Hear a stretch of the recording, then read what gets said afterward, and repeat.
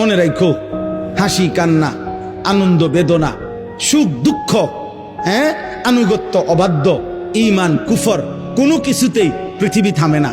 তুমিও থামতা না, একদিন কবরেই চলে যাইতো।